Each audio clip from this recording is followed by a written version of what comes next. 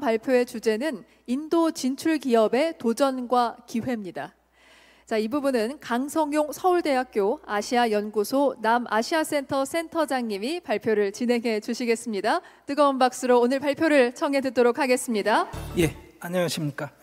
오늘은 기업체 입장에서 인도에 대한 고민을 이야기를 해볼까 합니다. 미리 결론을 말씀드리자면 이렇습니다. 우리가 생각하는 경제 발전의 전형적인 패턴, 일본, 한국, 중국 이 겪었던 패턴을 인도는 따라가지 않습니다. 그리고 우리가 생각하는 것하고는 전혀 다른 양상으로 인도라는 나라는 굴러갑니다. 그래서 결론적으로 어떻게 해야 됩니까? 라는 대답은 여러분들이 기대하지 못하는 의외의 문제들을 계속 만나게 될 것이기 때문에 들어가지 말자가 아니라 인도에 들어가서 해결해야 된다는 겁니다. 그것이 오늘의 결론입니다. 제가 4가지 정도로 나눠서 말씀을 드리고자 합니다. 자, 우선은 한반도 중심으로 보던 지도를 바꿔서 생각하셔야 됩니다. 여기서 가까운 것은 인도양, 그리고 동남아시아, 걸프국가, 아프리카 동부 해변. 뭡니까? 인도계 인구가 많은 지역입니다. 인도를 이해할 때는 인도 위층과 인도 아래층을 동시에 봐야 됩니다.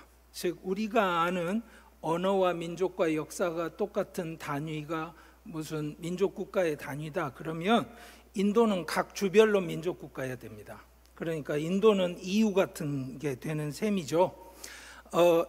지금 문자의 경우만 보여드리고 언어를 지금 보여드리고 있습니다. 그럼 인도는 도대체 실체가 있습니까? 이게 인도의 사실은 물리적인 실체가 되는 이유입니다.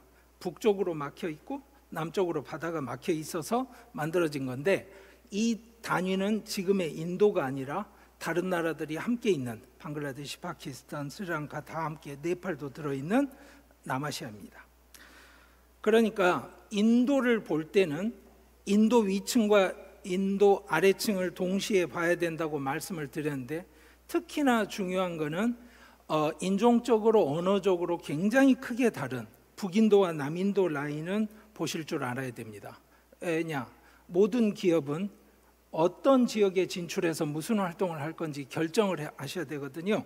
남인도가 경제적으로 부유하고 사회적으로 안정되어 있고 인력 확보에 용이합니다. 약간 다른 그림을 보시면 이거는 지금 빈곤 지수에 관한 데이터긴 한데요. 서부 해안이 부유하고요. 동부 해안 쪽이 아직 덜 발전된 지역입니다. 그리고 참고 삼아 각 주의 경제 규모를 다른 나라랑 비교한 데이터 잠시 보여드립니다. 자, 이런 복잡한 인도가 다 묶여서 델리에서 중앙정부를 구성하게 되면 중앙정부 하원이 구성이 됩니다. 지금 조현 대사님 발표해 주신 NDA 연정이 지금 집권을 하고 있습니다. 그럴 때 여기서 보시면 24년의 결과는 BJP가 과반을 확보하지 못했습니다. 그래서 나온 결론은 지금 TDP, JDU가 함께 지역정당으로서 여당에 참여하고 있습니다. 이 이야기는 뭐냐? 카스트 기반의 지역정당의 지배구조는 굳건하다, 흔들리지 않을 거다. 그러면 여러분들 무슨 말씀부터 하실 거냐면 인도는 아직도 카스트에 갇혀서 삽니까? 그러면 제가 이렇게 말씀을 드리겠습니다. 카스트에 갇혀서 사는 게 아니라 카스트가 정치적 이익 집단이 되었다는 걸 여러분들이 이해를 못하고 있을 뿐입니다. 인도는 절대적 빈곤에서는 벗어난 상태입니다.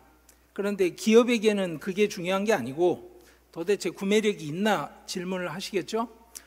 제가 오른쪽에 보여드리는 데이터는 뭐냐? 가구당 가족 구성원 수의 평균치입니다. 이게 왜 중요합니까? 바로 구매 의사결정을 하는 주체는 개인이 아니라 가족입니다. 가구당 소득이 중요하고 가구당 의사결정이 중요합니다. 지금 상황은 10년 만에 소비 지출이 지금 2배로 늘었고요. 총 가계 지출 중에 식료품비 비중을 나타내는 엔겔 지수는 현격하게 떨어졌습니다. 그러니까 인도 경제가 나아지고 있는 건 사실입니다. 하지만 기업들에게 중요한 것은 그래서 우리가 무엇을 팔 수 있습니까의 질문인데요. 당연히 대도시와 시골 지역은 소비력에도 차이가 납니다. 그리고 소득에 따른 분위를 나눠서 소비 패턴을 보면 하층은 주식, 곡물 지출 비중이 굉장히 높습니다. 상층은 교육 지출 비중이 약간 높은데요. 재밌는 건 뭐냐면 상층이든 하층이든 절대액은 차이가 나는데 교육비 지출 비중은 거의 비슷하다는 뜻입니다. 그 무슨 말이냐? 새로운 카스트는 교육으로 결정된다는 뜻입니다. 의사결정 주체가 가족이라고 할 때 가족이 끼어드는 의사결정은 굉장히 중요합니다. 그러면 인도 사회에서 굉장히 중요한 이벤트는 뭐다?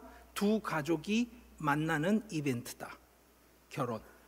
그래서 웨딩 시장의 규모는 현재 인도가 미국과 거의 같거나 아마 앞서 있을 겁니다.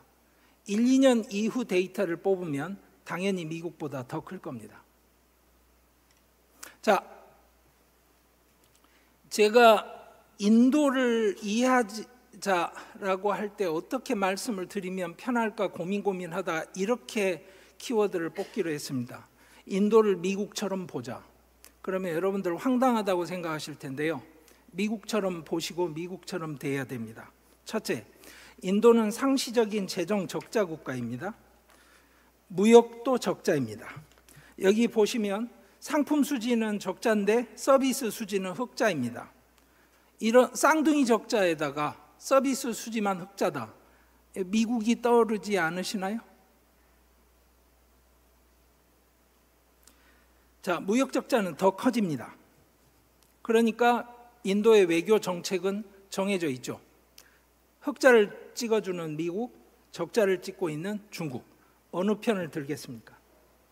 대한민국은 다르냐? 자, 인도가 보는 대한민국을 상대로 한 무역 적자 꾸준히 심화됩니다. 그래서 세파 재협상의 문제가 심각합니다. 이 내용을 숫자로 바꾸면 이런 데이터고요. 그러면 한국은 인도에 얼마나 신경을 썼느냐? 공적 개발 원조를 예로 보시죠. 인도와 베트남을 비교해 보십시오. 한국이 얼마나 인도에 신경을 안 쓰고 있는지가 보이죠?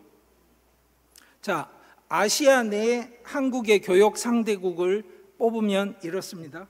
이 중에 여러분들이 인도가 얼마나 나름대로 큰 비중을 갖고 있는지 보십시오. 그러니까 앞으로 중요한 나라가 아니라 지금 이미 중요한 나라입니다. 쌍둥이 적자 말씀드렸죠. 결국에 인도 루피화는 이렇게 계속 평가절하되고 있습니다. 환율이 이렇다는 뜻입니다. 그러면 안 망해요? 그러니까 인도는 달러 없는 미국이다. 이렇게 말씀을 드리고자 합니다.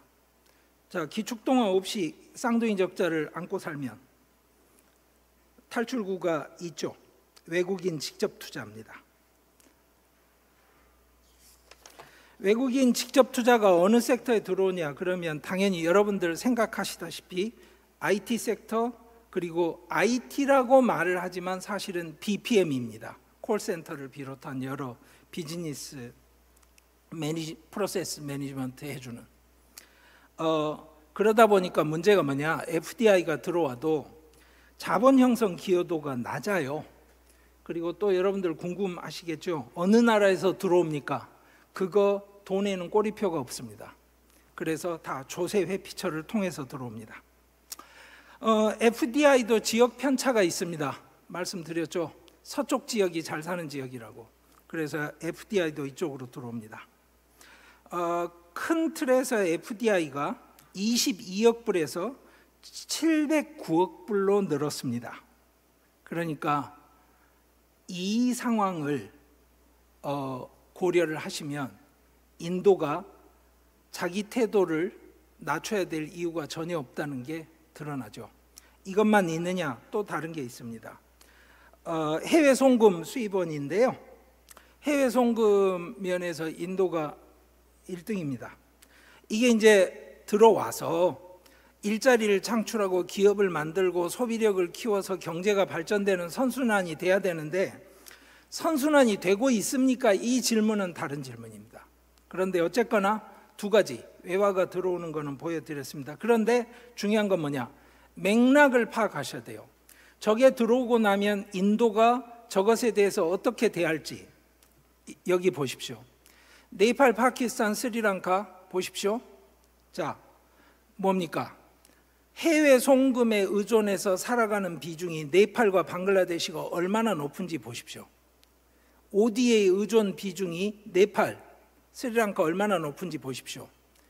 그거를 인도하고 비교해 보십시오. 자, 그러면 인도는 어떤 태도를 취하게 됩니까? 저렇게 들어와도 국가 경제 전체를 흔들 비중을 갖고 있지 않습니다. 그러면 인도가 인도 스스로를 미국처럼 생각하면 여러분들은 인지 부조화라고 생각하시겠죠. 그래서 여러분들은 자꾸 이제 인도가 중국과 미국 사이에 줄타기 외교한다고 생각하십니다. 인도 사람들은 당연히 삼강 외교를 한다고 생각합니다. 국제사회에 대한 인도의 태도를 여러분들이 이해하셔야 돼요. 자, 20년에 RCEP에 대해서 제일 터프하게 협상을 진행하다 마지막 날 조인을 거부했습니다. 그러면 다른 거 하고 있느냐? CPTPP 아니요, 안 들어갔습니다. 아니 경제 발전한다며 우리처럼 막 들어가서 열심히 해야 되는 거 아니야? 그거는 한국 생각이고요. 인도는 그렇게 생각하지 않습니다. 자, 지금 최근에 출범한 IPEF도 인도만 자기 들어가고 싶은 거 골라서 들어갔습니다. 자, 한국, 중국처럼 수출 지향 경제, 개방 경제 지향의 지향성을 가진 사회라고 생각하시면 안 됩니다. 이 말씀을 드리고 나면 그러면 인도에 아무것도 못하겠네요 라고 반응을 많이 하시는데 제가 처음에 말씀드렸죠. 그래서 들어가야 됩니다. 자, 내용을 살펴보죠. 이런 거 맨날 보시죠. 제 질문은 딱 하나입니다. 이 중에 인도 회사 있습니까? 금년에 발표된 세계노동기구 자료입니다. 15세에서 29세 젊은이들 중에 PC에 앉아서 이쪽 폴더에 있는 파일을 저쪽 폴더로 카피하거나 옮길 수 있는 능력이 있는 친구가 몇 명이냐? 50%가 안 됩니다. 이게 인도 노동력의 문제고 이게 인도 국가의 핵심적인 문제입니다. 인도에 들어가면 비즈니스가 됩니까? 여러분들이 원하는 노동력을 확보하는 것 자체가 어렵습니다. 자, 여기 사교육 중심지 꼬따입니다. 저 도시 전체가 다 재수학원이라고 생각하시면 돼요. 교육열이 높죠.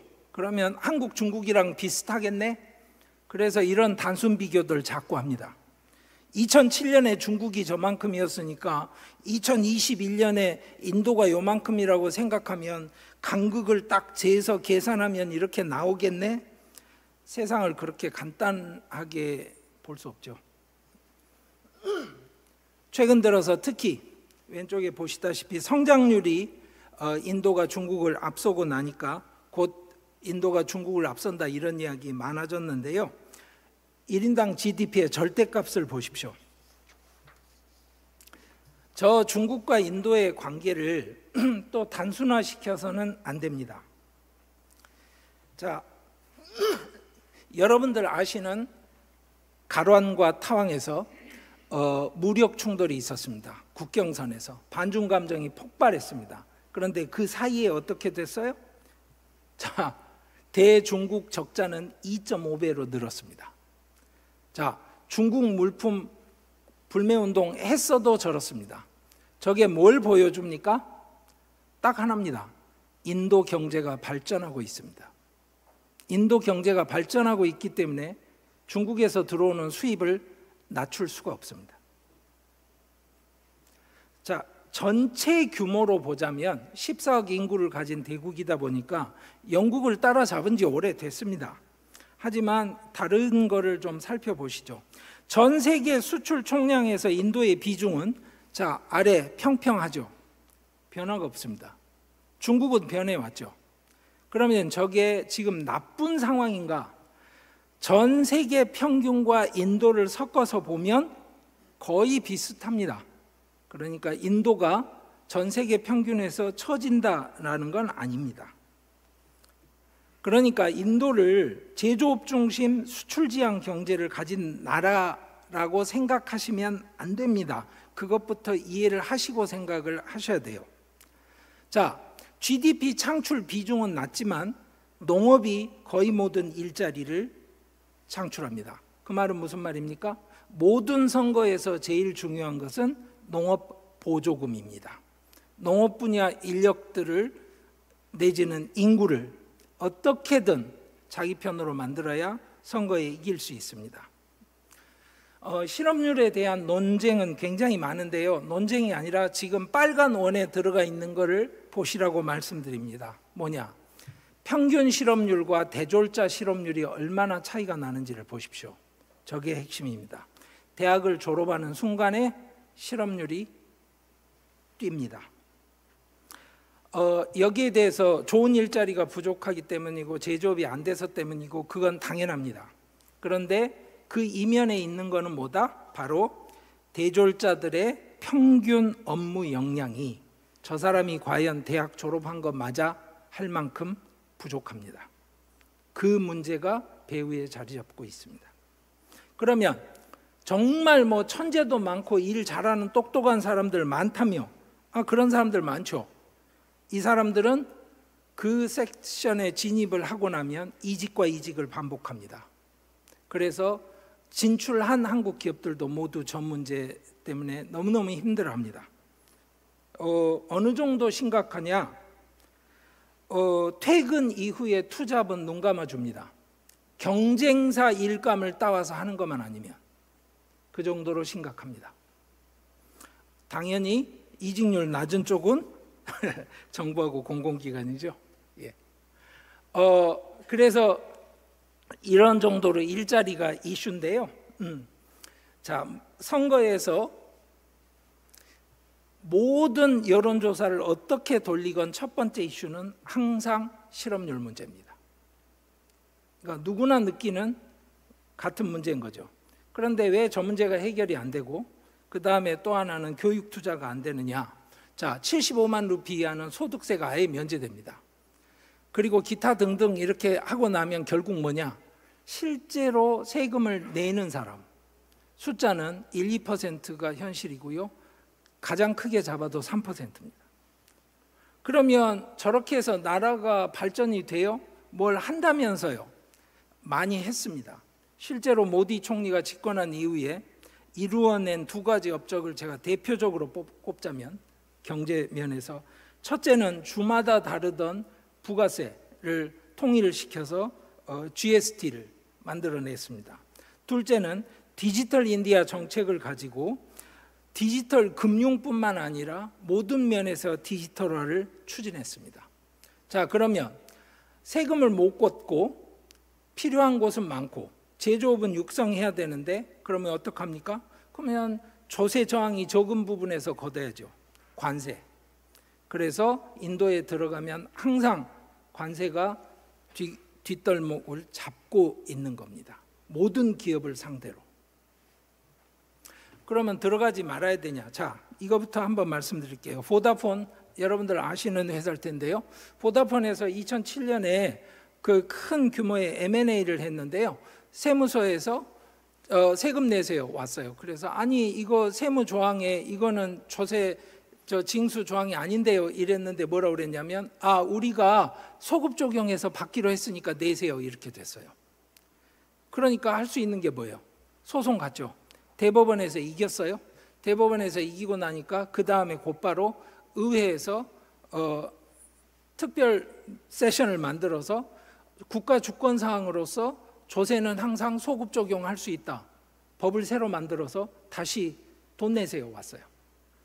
자, 외국 기업들이라는 게 만만한 기업이 아닙니다. 여기 나오죠? 사노피, AT&T. 자, 저 문제가 언제 해결됐어요? 21년에 해결됐습니다. 제가 이 이야기를 왜 드리느냐? 저런 일을 했던 사람들이 실무자로 21년에 다 사라졌을까요? 저런 법안을 만들었던 국회의원들이 21년에 갑자기 다 은퇴했나요?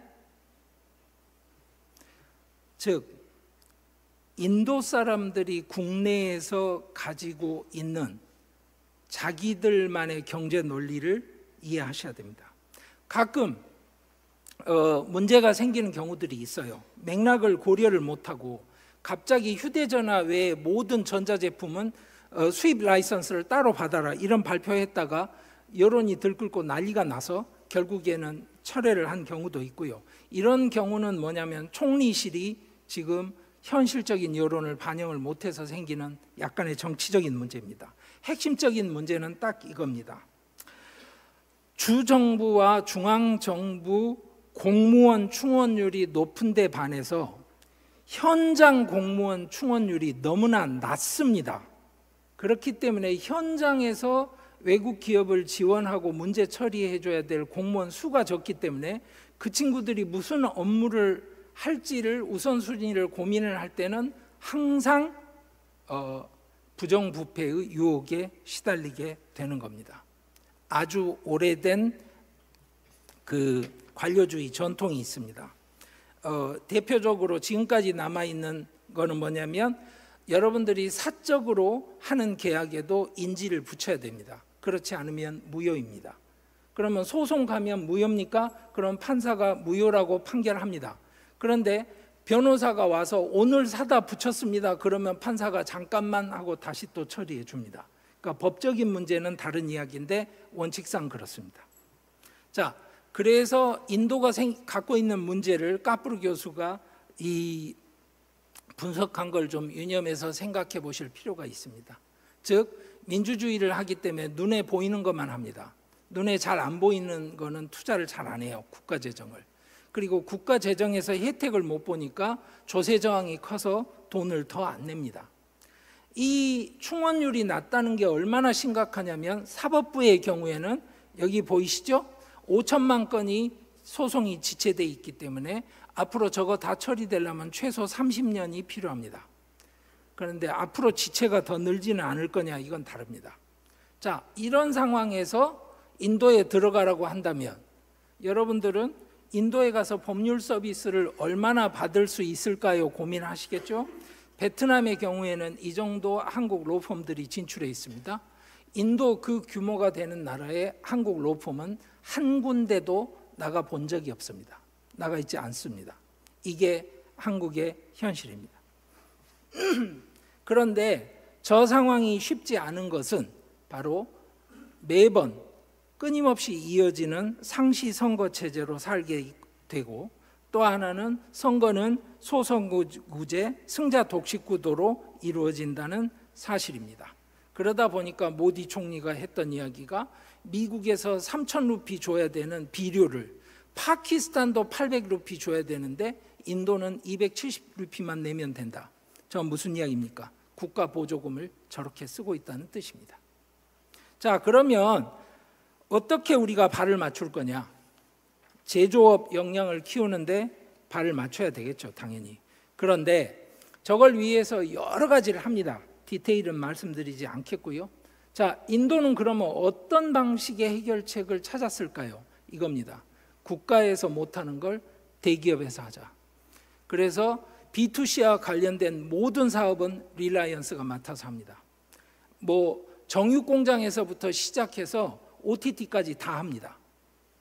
그 외에 항만, 공항, 건설, 그 다음에 태양열 발전 같은 국가 기관 시설에 관계되는 투자는 아다니에서 합니다. 최근에는 금융까지 지금 리라이언스가 진출을 한 거고요. 그러니까 중국보다 경제 자유지수가 낮습니다. 당연히 민주주의 국가니까.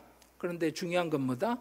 국가 주도 경제 발전 전략을 쓰고 있다는 사실입니다. 이걸 놓치면 안 됩니다. 이렇기 때문에 인도 주가가 높은 겁니다. 왜? 주식 투자는 국가를 사는 게 아니라 기업을 사는 겁니다.